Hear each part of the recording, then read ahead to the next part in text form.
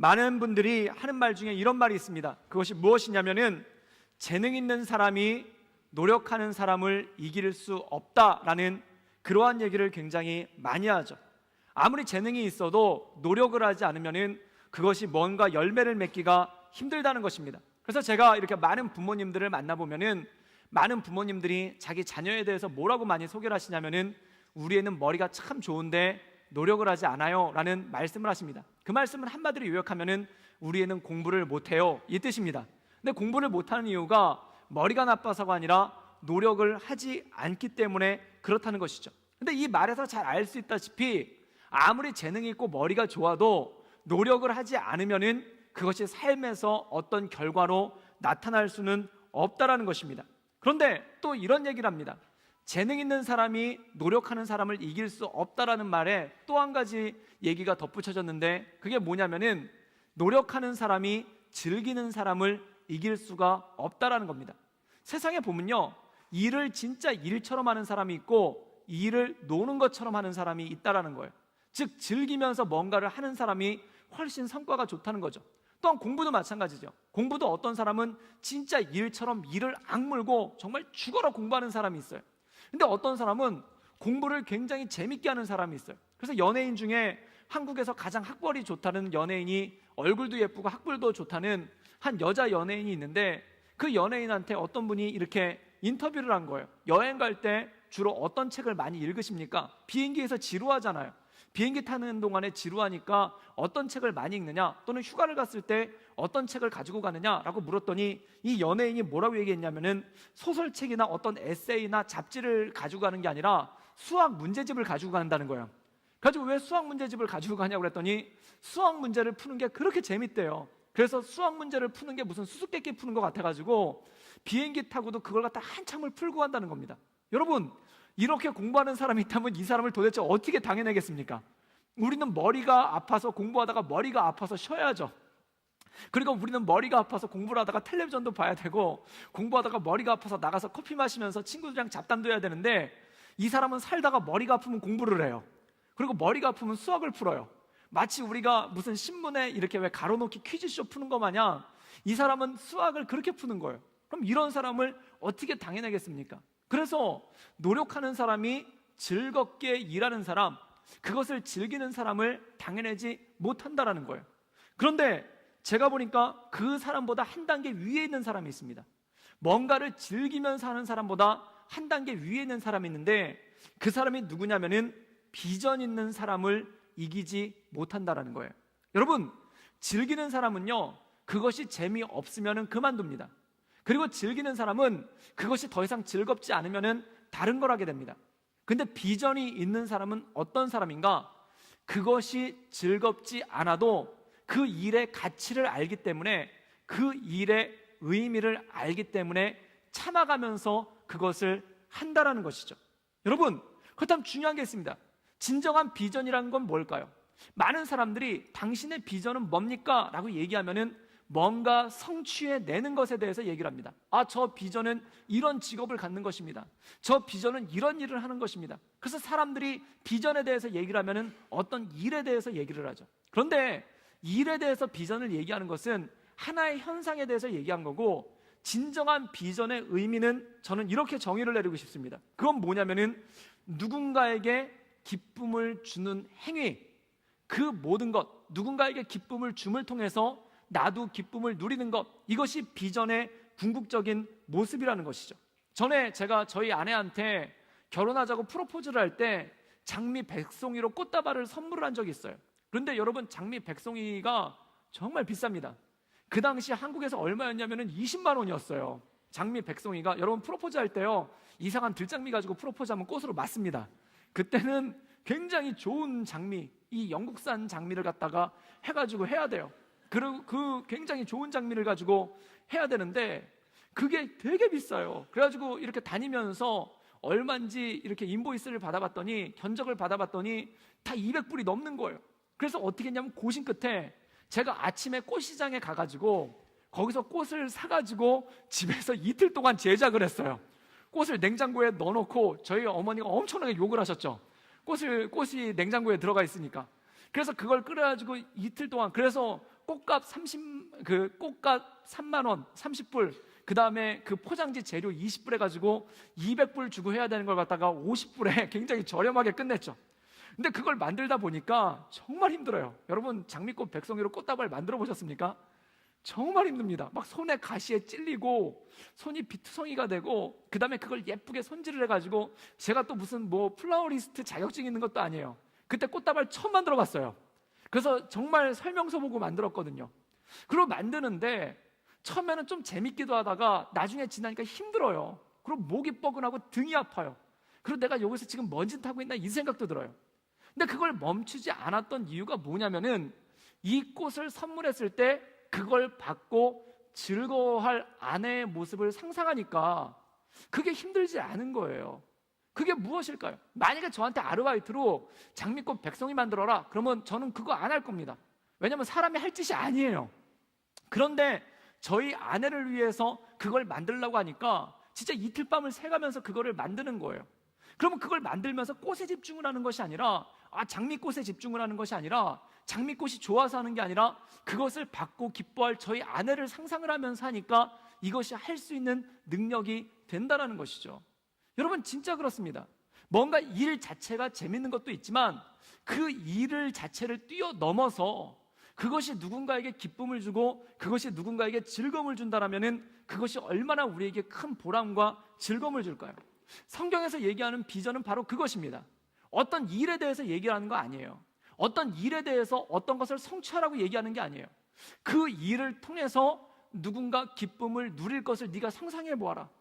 그리고 네가 하는 일들을 통해서 이것을 받을 사람들이 가질 것들에 대해서 상상해 보아라. 그럼 그것이 너무 기쁘고 너무 즐거운 일 아니겠습니까? 그래서 주님께서는 우리에게 말씀하시는 건 뭐냐면은, 섬김을 통해 누군가에게 기쁨을 준다. 그래서 우리가 비전이란 걸 보면은 일 자체, 일을 위한 일이 아니라, 섬김을 위한 섬김이 아니라, 사역을 위한 사역이 아니라, 그걸 통해 누군가에게 기쁨을 주는 것이 바로 그 모든 것의 본질이고 그것이 비전이라는 것입니다. 사랑하는 여러분, 아빠 엄마가 된다는 건 뭘까요? 어른이 된다는 것도 마찬가지입니다. 어른이 된다는 것도, 여러분, 어린아이와 어른의 차이가 뭔지 아십니까? 어린아이는 섬김을 받는 사람이에요. 여러분, 상전 중에 어린아이 같은 상전이 어디 있습니까? 저희 아이한테 밥을 먹여야 되는데요, 진짜 한 숟갈 한 숟갈 다 입에 떠먹여야 돼요.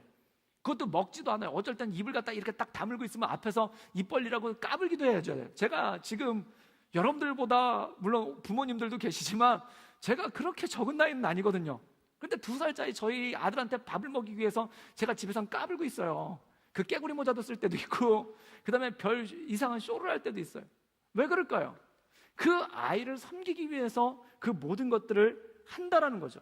여러분, 섬김을 받는 것은 어린아이입니다. 그럼 어른이 된다는 건 뭘까요? 섬기는 자리 가운데 나간다는 거죠.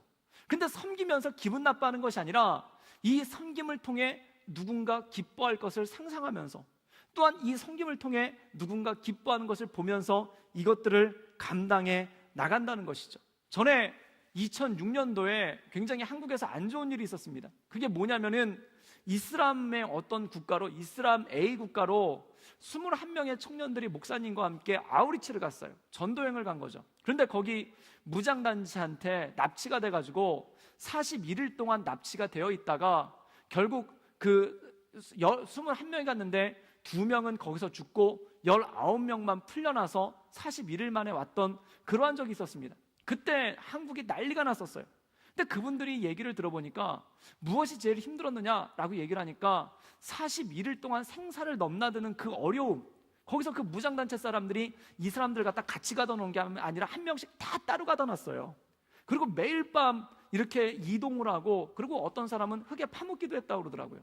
그런데 그렇게 어려움을 당하면서 또 뭐라고 얘기를 했냐면은, 다른 사람들은 다 너를 배반하고 나갔다라고 얘기를 하고 지금 너만 배신당해서 잡혀있다라는 그런 여러 가지 얘기들을 들으면서 41일을 지냈거든요. 그런데 그거보다 더 힘들었던 게 뭐냐면, 한국에 들어왔을 때 이 사람들에 대해서 쓰는 그 악플 있지 않습니까? 도대체 그런 데는 왜 간 거냐?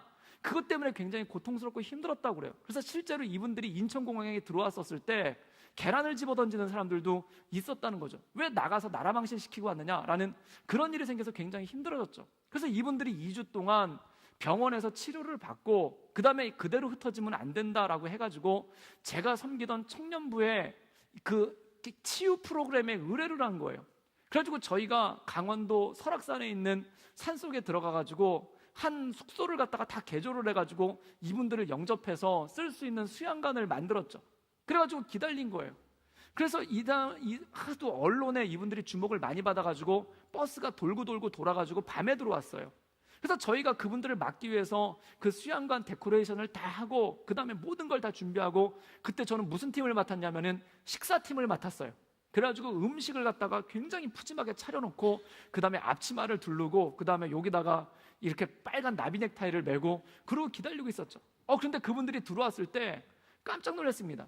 그때 왔던 분들 19명이랑 가족들까지 해가지고, 가족들도 마음고생이 심하잖아요. 그래서 총 45명이 들어왔는데 이 들어오는 몰골을 보니까 얼굴들이 너무 안 좋은 거예요.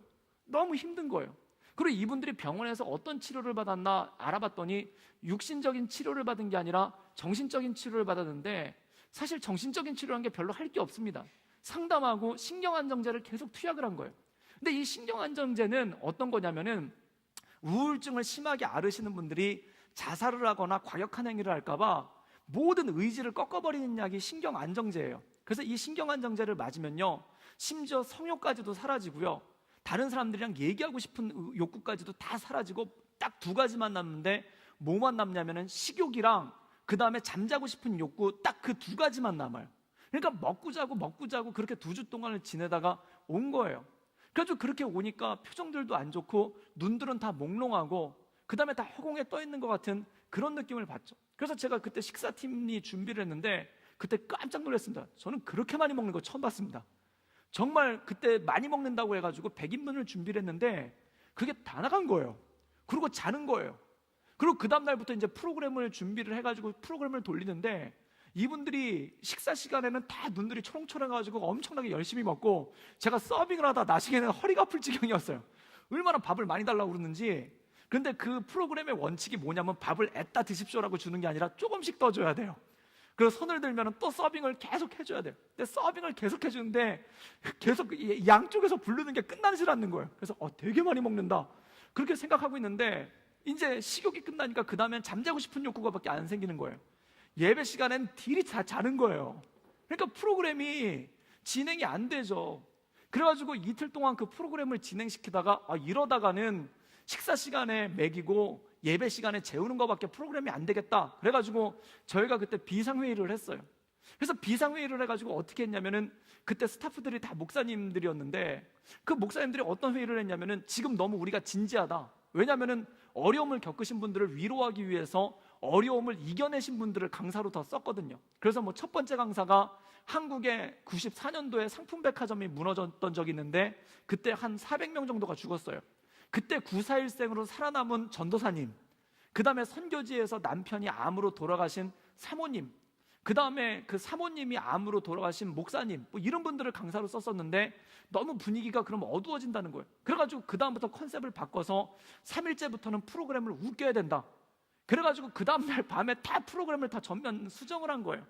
그래가지고 막 목사님들이 어디서 구해왔는지 호랑이 탈이랑 늑대 탈이랑 양탈을 쓰고 이제 이렇게 막 인형극을 하기로 하고 꽁트랑 드라마를 하기로 하고, 그 다음에 강사가 갑자기 바뀌어서 제가 강사가 됐어요. 그래가지고 그걸 전체적인 프로그램을 디렉팅하는 목사님이 저한테 하는 얘기가 뭐냐면 무조건 웃기라는 거예요. 그래가지고 제가 무슨 개그맨도 아니고 제가 무슨 개인기가 있는 것도 아니고 웃기라는데 어떻게 무조건 웃기겠습니까? 그래가지고 그때 웃기게 해달라고 안수기도도 받았다니까요. 진짜 웃기게 해달라는 안수기도를 울면서 받았다니까요. 그러고 나서 그 다음날이 된 거예요. 근데 이분들이 다 아침을 갖다 엄청나게 많이 먹고 다 몽롱한 표정으로 앉아있죠. 그런데 목사님들이 진짜 최선을 다했어요. 그래가지고 막 양탈이랑 호랑이 탈을 쓰고 가가지고 거기서 막 연극도 하고 꽁트도 하고 그 다음에 여러 가지 몸개그와 개인기를 다 보여주니까 굉장히 막 분위기가 막 킥킥거리면서 그동안 아무 반응도 없었거든요. 진짜 아무 반응도 없었는데 거기서 그렇게 막 탈을 쓰고 막 쇼를 하니까 킥킥킥거리는 반응이 생긴 거예요.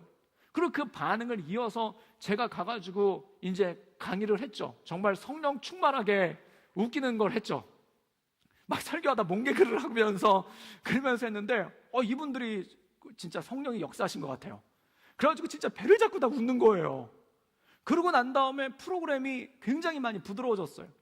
그러고 난 다음에 쭉 프로그램이 유도하는데 전에 아무 반응도 없던 분들이 한번 신나게 웃고 나더니 그 다음에 이분들이 서로 얘기를 하기 시작하고, 그 다음에 전에는 밥 먹는 시간에 밥만 먹었는데 서로 얘기를 하기 시작하고, 그 다음에 서로에 대해서 커뮤니케이션을 하더라고요. 그리고 저녁에 성찬식을 하면서 저희가 집회를 했는데 그 집회 때 다들 눈물을 흘리면서 기쁨으로 참여를 하는 거예요. 그리고 그 다음 날에는 이분들이 굉장히 많이 회복이 되니까 간증들을 하기 시작하더라고요. 그런데 마지막 날 간증을 하는데, 마지막 날 서로 간증하는 시간이 있어서 한 명씩 간증하는 시간이 있었는데, 그때 그 간증을 끝내면서 그 간증들을 하면서 너무 많은 은혜를 받고 또한 너무 많은 부분들에 대해서 회복이 됐다는 거예요. 그리고 들어올 땐 진짜 얼굴 표정들이 다들 긴장하고 또한 몽롱한 표정들이 가득했는데, 이 나갈 때가 되니까 얼굴들이 정말 환하게 펴져가지고 이제 세상에 돌아가는 것이 두렵지 않다, 이제 일상으로 들어가는 것이 두렵지 않다라고 하면서 또 어떤 악플이 달려도 이겨낼 수 있을 것 같다라는 그런 얘기를 하면서 나가는 모습을 보면서 마음 가운데 참 뿌듯한 거예요. 그때 알았어요. 그때 일주일 동안 정말 밤잠을 설쳐가면서 그 고심하고 이분들을 위해서 어떤 케어 프로그램을 해야 될까, 이분들을 위해서 어떤 치유 프로그램을 해야 될까 고심하는데, 이분들이 환한 표정으로 나가니까 나중에 그 버스를 전송을 하면서 마음 가운데 참 충만한 거예요. 마음 가운데 기쁨이 있는 거예요. 그래서 그때 그걸 깨달았습니다. 섬김의 기쁨이란 이런 것이로구나. 섬김이란 이런 것이구나.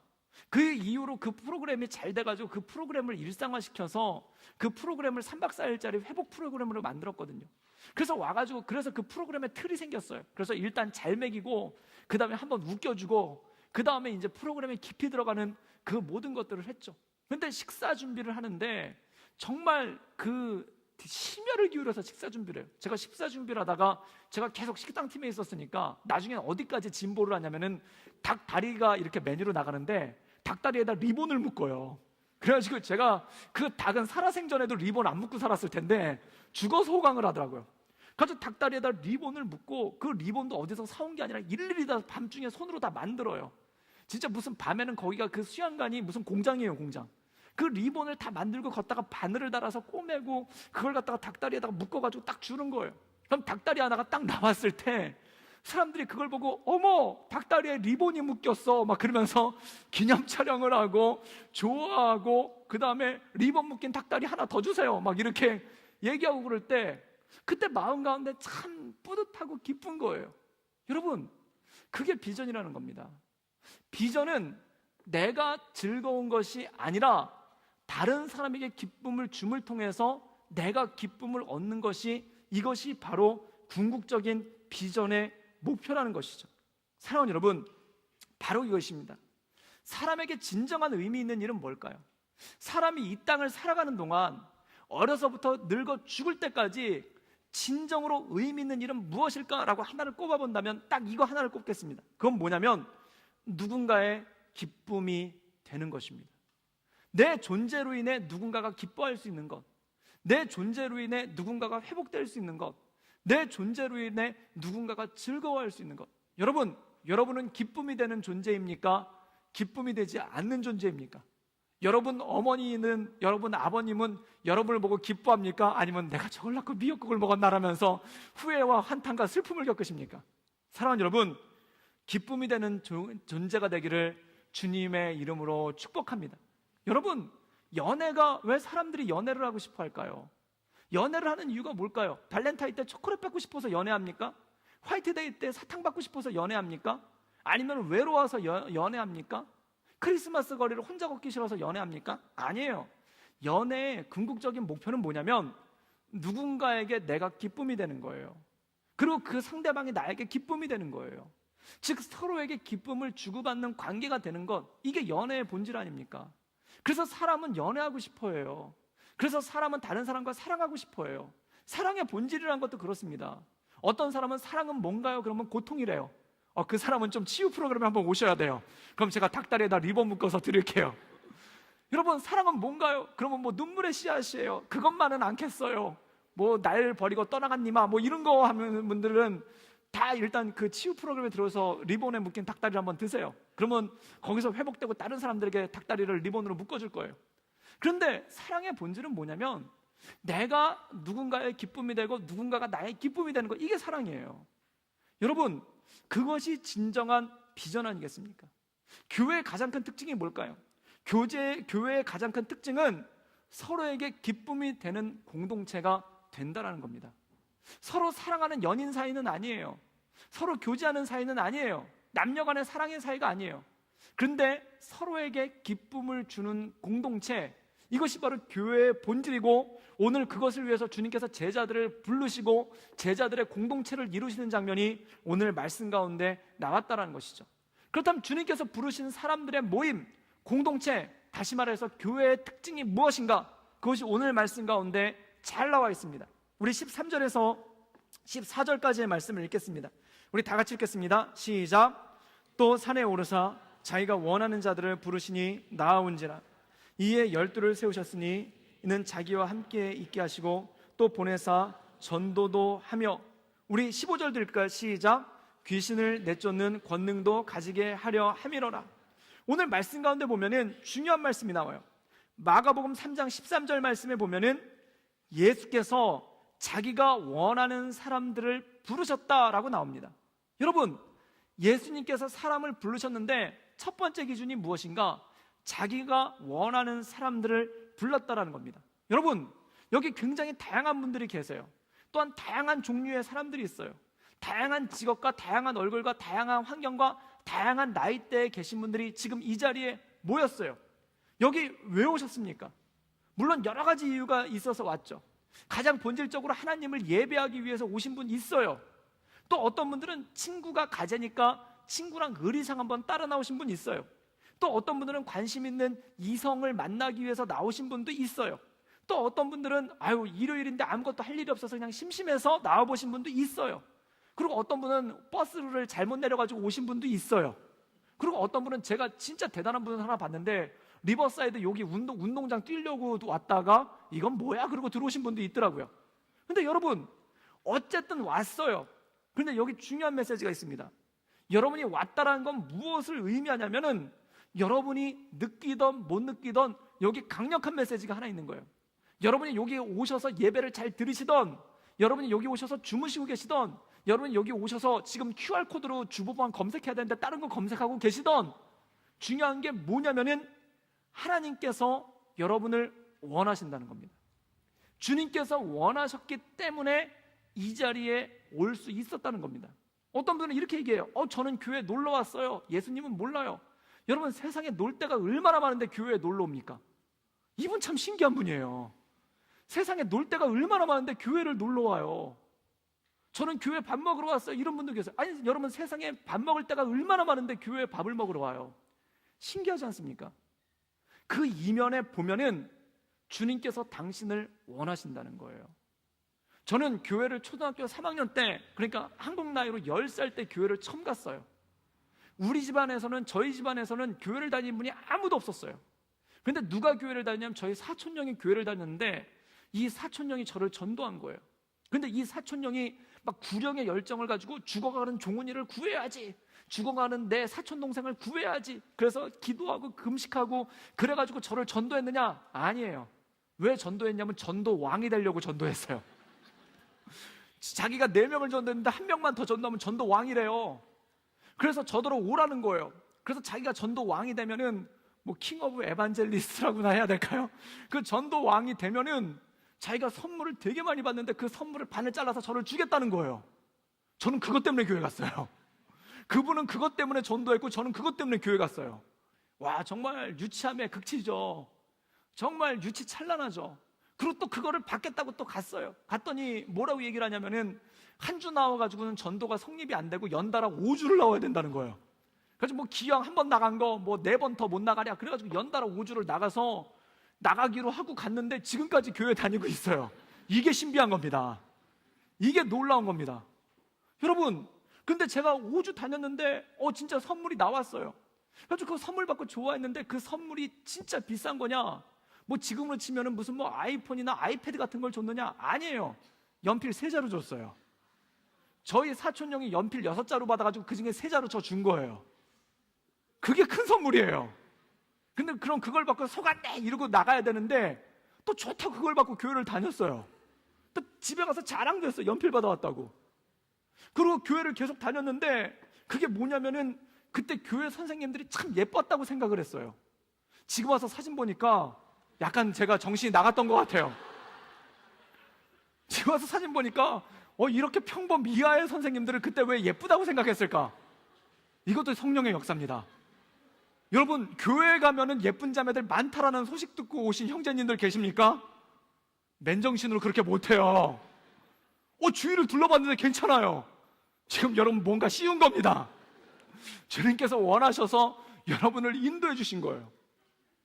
교회 왔는데 교회 밥이 너무 맛있어요. 지금 여러분들 혀에서 뭔가 역사가 일어나고 있는 거예요. 막 성령께서 여러분들 혀에서 막 일하고 계신 거예요. 여러분 눈에서 막 일하고 계신 거예요. 어떤 자매님들 중에 약간 그런 분도 있어요. 목사님 멋있어요.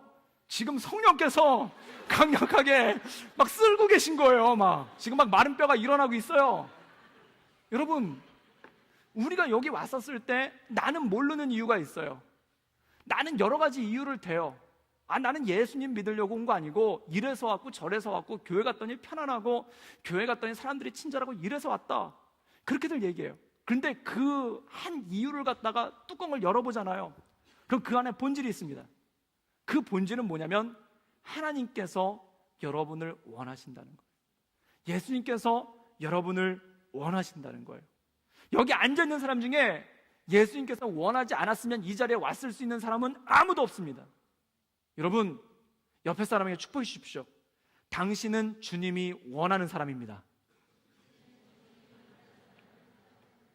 주님이 원하는 사람이에요. 지금 말하는 사람이 별로 신뢰가 안 가더라도 믿으세요. 그 내용을 믿으세요. 여러분은 주님이 원하는 사람이에요. 예수님께서는 제자들을 부르셨습니다. 원하는 사람을 부르셨습니다. 그리고 원하는 사람들이 모인 곳이 교회고 원하는 사람들이 모인 곳이 바로 교회 공동체입니다. 그럼 그들을 모으셔서 무엇을 하셨는가? 우리 마가복음 다시 한번 읽어볼게요. 마가복음 3장 14절과 15절의 말씀 읽겠습니다. 우리 다 같이 읽겠습니다. 시작. 이에 12를 세우셨으니 이는 자기와 함께 있게 하시고 또 보내사 전도도 하며 15절입니다. 귀신을 내쫓는 권능도 가지게 하려 하심이로라. 오늘 말씀 보면은 이렇게 얘기했어요. 그들을 모으셔서 뭘 했는가? 첫 번째, 자기와 함께 있게 하시고, 원하셔서 부르셨는데 부르신 첫 번째 이유가 뭐냐면은 함께 하기를 원하셨다는 겁니다. 여러분, 예배는 뭘까요? 예배는 어떤 엄숙한 제사의식이나 종교의식이 아니에요. 지금 우리가 드리고 있는 예배는 어떤 의식이 아니에요. 예배는 뭐냐면 바로 하나님과의 친교입니다. 하나님과 함께 있는 것이 바로 예배입니다. 여러분, 우리가 예배를 끝나면 순모임을 하죠. 순모임은 뭔가요? 순모임은 사람과의 친교예요.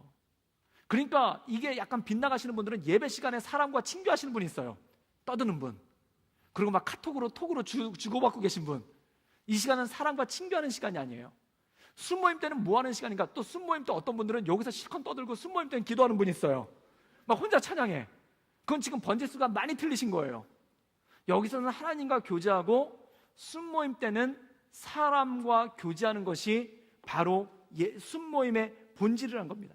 여러분, 교회에서 굉장히 중요한 것 중에 하나가 뭐냐면은 밥 먹는 거예요. 예수님은요, 제자들을 모아놓고 가장 많이 하신 행위가 뭐냐면은 밥을 드셨어요. 그리고 마지막 십자가에서 죽으시기 전에 제자들과 한 것이 뭐냐면 무슨 수련회를 하거나 성경 공부를 한 게 아니라 밥을 드셨어요. 그걸 우리가 최후의 만찬이라고 하고, 그 최후의 만찬을 기념해서 우리가 성만찬이라는 걸 하고 있지 않습니까? 여러분, 그렇기 때문에 교회에서 가장 중요한 핵심 중에 하나는 같이 밥 먹는 공동체를 이루는 겁니다.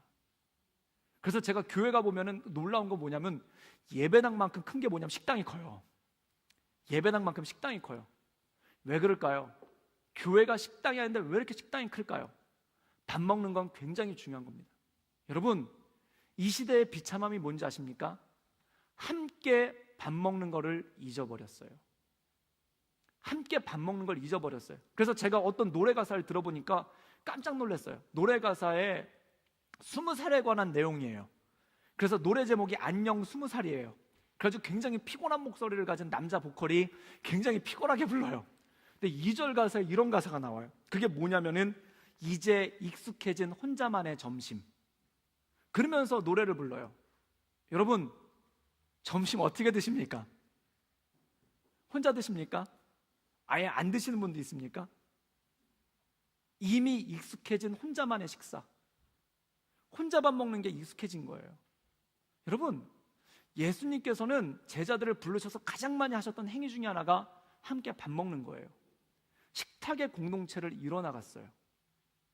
같이 그 식사를 통해 너와 내가 하나이다라는 걸 계속해서 확인시켜 준 거예요. 여러분, 사람에게는 밥이 굉장히 중요한 메시지가 있습니다. 짐승은 생존을 위해서만 밥을 먹어요. 그런데 사람은요, 밥을 통해서 다른 사람과 교제합니다. 짐승은 혼자 밥 먹어요. 근데 사람은 같이 밥을 먹어요. 그래서 한국식 표현 중에 식구라는 표현이 있습니다. 밥식자의 입구자예요. 함께 밥을 먹는 사람들이 가족이라는 거예요. 왜 함께 밥을 먹는 게 중요한가요? 여러분들 한국 가면은 엄마가 이렇게 말씀하세요. 밥은 먹고 가야지 라고 얘기합니다. 지금 이 밥 먹는 게 피딩입니까? 그냥 모이 주는 겁니까? 아니에요. 밥을 먹는다는 것은 이곳이 너의 안식처라는 뜻이 있는 거예요.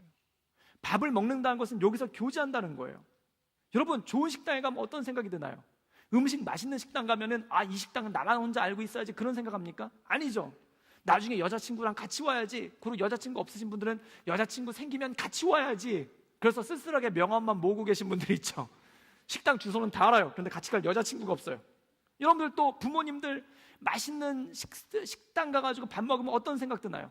나중에 가족들이랑 같이 와야지. 애들이랑 같이 와야지. 그리고 여러분들도 맛있는 곳에서 식사하면은 이거 우리 엄마 좋아하는 건데 나중에 엄마 모시고 한번 와야지. 그 생각 들지 않습니까? 밥은요, 교제를 의미해요. 밥 먹으면서 교제하는 걸 의미해요. 친교를 의미해요. 또 이런 얘기가 있습니다. 누군가 만났을 때 우리 언제 한번 밥 한번 먹어야지. 이 얘기는 뭘까요? 친해졌으면 좋겠다는 뜻이에요. 또한 남자분이 어떤 여자분한테 가가지고 우리 밥 한번 먹어요 라고 얘기하면 이건 데이트 신청이에요. 밥 먹자는 얘기가 아니에요. 여러분, 사람에게는요, 밥 먹는 건 굉장히 중요한 뜻입니다. 또한 그 이 밥을 통해서 한 공동체를 이뤄나가고 그것을 모아나간다는 거죠. 예수님께서 이 제를 왜 부르셨는가? 같이 밥 먹으려고 부르셨어요. 왜냐하면 예수님은 혼자 밥 먹는 거에 익숙하지 않으세요. 예수님은 혼자 기도하셨고 같이 밥을 드셨어요. 이게 예수님의 영성입니다. 여러분, 혼자 밥 먹지 않기를 주님의 이름으로 축복합니다. 혼자 밥 먹으면은 뭘 사람들이랑 같이 먹는 줄 아세요? 술을 사람들이랑 같이 먹어요. 밥을 같이 먹어야 되는데 술을 같이 먹어요. 술을 같이 먹으면 어떻게 되나요? 강아지가 되죠. 그래서 네 발로 걸어 다니시죠. 여러분, 제가 물어봤습니다. 왜 술을 사람들이랑 같이 먹나요? 어색해서요. 여러분, 술을 먹어야지만 얘기가 되는 상대가 있잖아요. 그 사람과 어색한 거예요. 술 기운을 빌려서 얘기를 하는 거예요. 술 기운을 빌려서 그 공동체를 유지하는 거예요. 성령께서 계시면요, 술이 없어도 얘기할 수 있어요. 제가 한국 식당 가면은 깜짝 놀라는 것 중에 하나가 한국 분들 참 술 많이 드세요. 한국 식당에서, 특히 해외 생활하면은 한국 식당에서 정말 술 많이 먹어요. 저는 자매님들이 술 그렇게 많이 드시는지 처음 알았어요. 어떤 분들은 아침부터 낮술을 드시더라고요. 근데 그 술 드시는 분들 옆에서 이렇게 들어보면은 제가 그런 거 잘 듣거든요. 식당 가서 저 보시면 조심하세요. 제가 귀가 생각보다 밝아요. 그냥 서로 떠들어요. 그래서 술 마시는 사람들이 제일 많이 하는 얘기가 뭔지 아십니까? 내 말 좀 들어봐! 그러면서 소리 질러요. 서로 말 안 들어요. 각자 소리만 해요. 그래서 밖에서 보면 서로 얘기 신나게 하는 것 같아요. 그 내용으로 보면 쓸모있는 얘기 하나도 없어요. 그럼 마지막에 이놈의 세상! 그러면서 끝나요. 여러분, 그건 교제가 아니에요.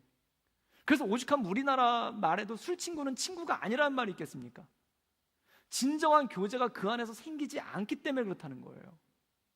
진정한 교제가 맨정신으로 얘기가 안 되는 친구가 친구겠습니까? 맨정신으로 대화가 안 되는 상대가 진짜 공동체겠습니까? 그게 아니라는 거예요. 여러분, 한국 사람들 참 술 많이 먹어요. 모임마다 술을 먹어요. 그래서 대학교도 가보면 한국 대학교에 동아리가 여러 동아리들이 있어요. 무슨 서예 동아리 있고 운동 동아리 있고 야구 동아리 있고 축구 동아리 있고 결론은 다 술 마셔요. 왜 그럴까요? 술이 아니면은 인간관계를 유지 못 시키는 거예요. 또 이런 얘기도 해요. 술 못 마시면 사회생활 못 한다라고 얘기합니다. 술 못 마시면 친구 못 사귄다고 얘기합니다. 술 못 마시면 직장생활 못 한다고도 얘기합니다.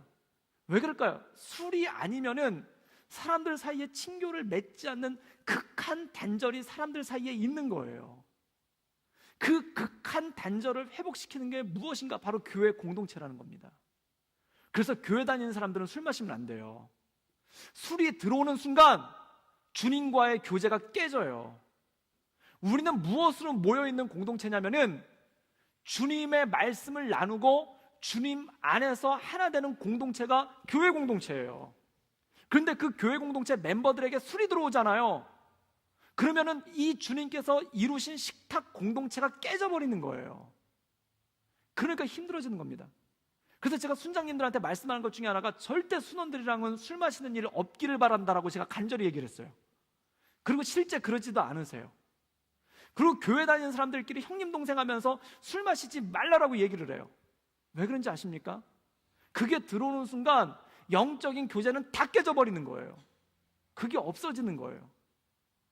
사랑하는 여러분, 주님께서 제자들을 부르셨을 때 그들과 함께하고 싶어서, 즉 그들과 식탁의 교제를 통해서 함께 하시기를 원한다는 겁니다. 그래서 어떤 분은요, 교회 오셔서 깜짝 놀라는 얘기 중에 하나가 그 얘기를 해요. 그게 뭐냐면 교회 사람들은 신기하대요. 어떻게 새우깡만 먹으면서 저렇게 깊은 얘기를 할 수 있냐요. 남자들이. 그게 제가 먼저 교회 섬겼을 때 이분이 카피라이터예요. 연세가 50이 넘었는데 이분이 순모임을 한번 갔다 오고 나서 깜짝 놀랐다는 거예요. 남자들이 모여가지고 새우깡만 먹으면서 인생의 깊은 얘기를 하더라는 거예요. 자기는 그런 거를 처음 봤다는 거예요. 그게 교회입니다. 그리고 어떤 여자분이 와가지고 순모임을 한번 참석하시고, 그분도 연세가 60 정도 되신 분인데 이런 얘기를 하세요. 어떻게 남의 험담을 하지 않고 이렇게 모일 수가 있냐고. 여러분, 교회 공동체는요, 술 없이 다른 사람 험담하지 않으면서 깊은 얘기를 나눌 수 있는 유일한 곳이 바로 교회입니다. 그리고 그것이 바로 영적인 모습이라는 거예요. 여러분, 세상에서 술 마시면서 욕하잖아요. 다른 사람 욕하잖아요. 그래서 술을 다른 사람을 안주 삼아 먹는다고 그러잖아요. 왜 그럴까요? 그게 세상의 문화고 세상에 회복되어지지 않은 식탁 공동체의 모습이라는 거예요. 여러분, 순모임 할 때 돌아가지 마시고 순장님이 준비해 주신 새우깡 드시면서 깊은 얘기할 수 있기를, 다른 사람 뒷담화하지 않고 깊은 얘기할 수 있기를 주님의 이름으로 축복합니다. 그게 바로 교회 공동체라는 거예요. 나의 부족한 부분을 얘기하면서 깔깔거릴 수 있고, 그 다음에 나의 힘든 것들에 대해서 얘기를 하면서 웃을 수 있고, 다른 사람의 힘든 것들에 대해서 얘기하면서 기도해 줄 수 있고, 이것이 바로 교회 공동체의 본질이라는 거죠. 그걸 위해 주님이 부르셨다는 거예요. 그럼 교회란 무엇인가? 그것을 추구해 나가는 집단, 그것을 추구해 나가는 제자들의 모임이 바로 교회 공동체의 본질이라는 것이죠. 그렇다면 이들을 부르신 두 번째 목적이 있습니다. 함께 하시기 위해 모으셨는데, 그들을 보은 두 번째 목적인데 그건 뭐냐면 전도도 하며 귀신을 내어 쫓고, 즉 그들을 모았어요. 그리고 그들을 세상에 보내신 거예요. 그리고 뭐라고 하면서 전도해라, 그 다음에 악한 영의 권세를 쫓아내라 라고 얘기를 합니다. 여러분, 귀신을 내어 쫓는다는 건 뭘까요? 어떤 분들은 귀신을 내어 쫓는다 그러면 엑소시스트를 생각하십니다. 무슨 막 이렇게 공포 영화에 나와가지고 뭐가 휙 나가는 거를 그렇게 생각을 하세요. 물론 그런 것도 없지 않아 있어요. 그리고 교회에서 인도하다 보면 귀신 들려서 악한 영에 사로잡혀서 어려움을 겪으시는 분들도 있어요. 그리고 그런 분들에게 기도해드리다 보면 나가기도 하고 치유함을 받기도 해요. 굉장히 드문 부분이에요. 그런데 전체적인 걸 말씀드리자면 이것입니다. 분위기를 바꾼다는 겁니다. 즉 내가 가는 곳에 분위기를 바꿀 수 있는 능력이 성도에게 있다는 겁니다. 예를 들자면 이런 거예요. 집안이 어두워요. 가정이 어두운 집안이에요. 아버지는 맨날 술 마시고 있고 어머니는 수시로 집을 나가고 그 다음에 동생은 도박을 해요. 집안 분위기가 안 좋아요. 이런 가정을 얘기해서 엮이는 가정이라고 얘기를 해요. 집에 들어가고 싶은 맛이 안 나요. 집에 들어가면은 마음이 찜찜해요. 안 좋아요. 그런데 교회 오면 너무 좋아요. 사람들이 친절해요. 새우깡을 먹어도 너무 맛있게 먹어요. 그리고 사람들이 너무 좋아요. 교회 분위기, 그래서 사람들이 그렇게 되면 집을 멀리하고 교회를 가까이 하게 돼요. 그런데 어느 순간 주님께서 이런 말씀을 하신 거예요. 이제 너의 집을 이렇게 바꿔보아라. 그러면 그 어두움이 가득한 그 집에 내가 들어가는 겁니다. 그리고 내 집의 분위기를, 내 가정의 분위기를 바꿔가는 겁니다. 여러분, 회사가 너무 어두워요. 완전히 무슨 우리 회사 사장님 사이코예요. 그리고 막 직원들도 막 서로 일만 떠넘기려고 하고, 어떻게 하면 일 떠넘기려고 할까? 그 다음에 어떻게 하면 정말 이 사람 괴롭힐까? 이국리만 하고 어떻게 하면 따돌릴까? 그러고 있어요.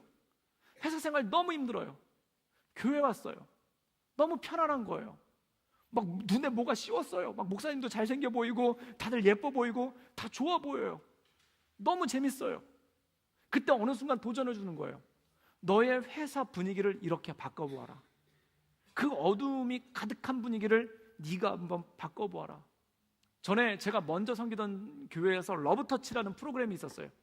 그 러브터치는 뭐였냐면은 인턴과 레지던트 의사들, 닥터들을 갖다가 전도하는 프로그램이었어요. 그럼 인턴과 레지던트들이라면 20대 초반이나 20대 중반이죠. 그런데 한국은, 호주는 제가 어떤지 모르겠는데 한국은 병원 분위기가 쌍막합니다.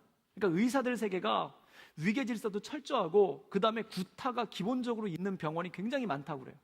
왜냐하면 생명을 다루는 일이니까 늘 극한 긴장 가운데 있으니까 이 분위기가 굉장히 엄격한 거예요. 그럼 거기서 예를 들어서 소아과다 그러면 내과다, 그럼 그 과의 가장 탑이 되는 과장님들은 하늘이에요. 그리고 인턴이나 레지던트들은 그분들한테 꼼짝을 못해요. 그리고 병원 분위기가 굉장히 어둡다고 그래요. 그런데 이분들을 대상으로, 인턴과 레지던트를 대상으로 전도 집회를 한 거예요. 그래서 이만한 홀을 빌리고 여기다가 원형 테이블을 갖다 쭉 세팅을 한 다음에 그 전도 대상자를 불렀어요. 그 다음에 어떤 일이 일어났냐면은 병원장님, 그 다음에 병원 과장님들, 그 다음에 전문 스페셜리스트 닥터들 되시는 분들이 연세도 50대, 60대 분들이죠. 병원에서 만나면 하늘 같은 분들이에요. 그분들이 닭다리에다 리본을 묶어가지고 서빙을 하는 거예요. 뭐 물이 필요하다 그러면 물을 따라주는 거예요. 그랬더니 인턴이랑 레지던트들이 깜짝 놀라는 거예요.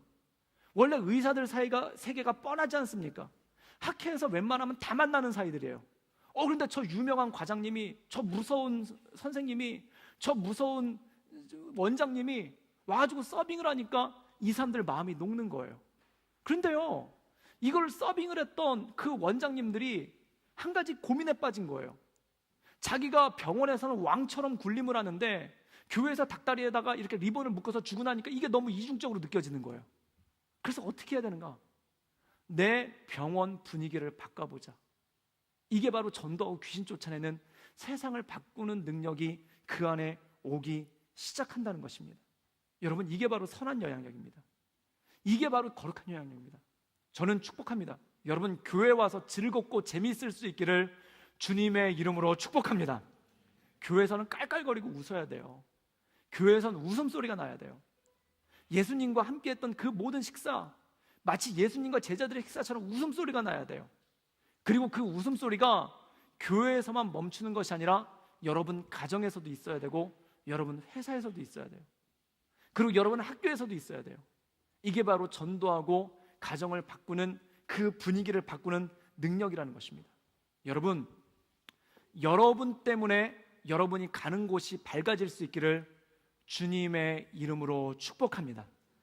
환해지는 거예요. 여러분이 집에 딱 들어갔어요. 그랬더니 각 방에서 텔레비전 보고 있고 자고 있고 흩어져 있던 가족들이 아무개가 왔구나, 그리고 다 뛰쳐들어 나오는 거예요. 그거예요. 여러분이 집에 딱 들어갔어요. 거실에서 화목하게 예고 있던 가족들이 다 방으로 들어가요. 이런 막 어두움이 몰려오는 거예요. 여러분이 사무실에 갔어요. 다 힘들고 어려웠던 사람들이 여러분을 보고 막 즐거워하고 같이 이렇게 테이블에 모여서 커피를 마시고 얘기를 해요. 그런데 여러분이 사무실에 들어가자마자 테이블에 모여서 커피 마시고 얘기했던 사람이 다 일어나서 일하러 가요. 그리고 막 출장도 가버려요. 여러분은 어떤 존재입니까? 여러분 순 안에서 여러분이 오면 분위기가 확 피는 거예요. 그게 바로 성령의 사람 아닙니까? 바로 그것이 주님이 보내시는 영향력 있는 사람 아닙니까? 그걸 다른 말로 매력이라고 얘기합니다. 세상의 매력은 잘 꾸미는 거예요. 예쁘게 만드는 거예요. 멋있게 만드는 거예요. 그런데 성령께서 얘기하시는 매력은 그 분위기를 따뜻하게 바꾸고 천국의 분위기로, 교회의 분위기로 바꿀 수 있는 것이 가장 궁극적인 매력이라는 겁니다. 여러분, 매력적인 사람이 될 수 있기를 주님의 이름으로 축복합니다. 제가 보니까 매력은요, 이런 거예요. 원판 불변의 법칙이라는 게 있어요. 얼굴은 안 바뀌어요. 여러분이 금식기도 하시고요, 그 다음에 기도하시고요, 성령을 내려주셔서 외치고요, 변화시켜 주셔서 주님께서 물은 포도주로 바꾸셔도 여러분의 얼굴은 안 바꾸세요. 왜냐하면 인증 코드기 때문에 그래요. 그래가지고 어떤 분은 간절히 기도를 했더니 눈앞에 성형외과 명함이 보였다라고 그걸 응답으로 알았다는 분도 있는데, 그건 뭐 자기만의 생각이겠죠. 여러분, 원판은 안 바뀌어요. 그런데 뭐가 바뀌냐면은 인상이 바뀌어요. 인상이 귀여워져요. 그래서 여러분 하나 보고 누군가 참 귀여우시네요 그러잖아요.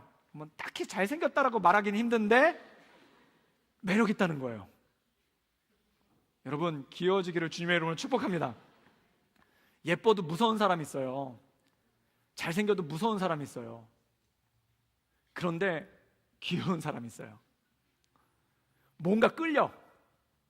보면은 뭔가 끌려요. 얘기하고 싶고, 만나고 싶고, 밥 한번 같이 먹고 싶고, 그 다음에 그 사람이 있으면은 분위기가 좋아요. 여러분, 순장님들 중에도요, 찾는 순원이 있어요. 이 순원 안 오나? 그 순원이 안 오면은 굉장히 마음이 안 좋아질 때가 있어요. 그게 왜냐면은 그 사람의 분위기라는 거예요. 저는 여러분 모두가 그런 사람이 되기를 주님의 이름으로 축복합니다. 분위기를 환하게 만드는 사람. 그래서 예수님은 그거를 다른 말로 뭐라고 했냐면, 너희는 세상의 빛이라. 빛이 어둠 가운데 가면은 빛이 밝아집니다. 즉 세상을 밝히는 사람들로서 우리를 부르셨다는 것이죠. 여러분, 그 능력이 여러분에게 있기를 주님의 이름으로 축복합니다. 여러분, 끝나고 순모임 재밌게 하십시오. 즐겁게 하십시오. 정말 웃음소리가 넘쳐나게 하십시오. 그리고 내일부터 세상에 나가서 여러분들 있는 곳을 웃음이 있는 곳으로 만드십시오. 즐거움이 있는 곳으로 만드십시오. 그것이 바로 악한 영의 권세를 무너뜨리는 예수님의 능력이 그 안에 있는 것입니다.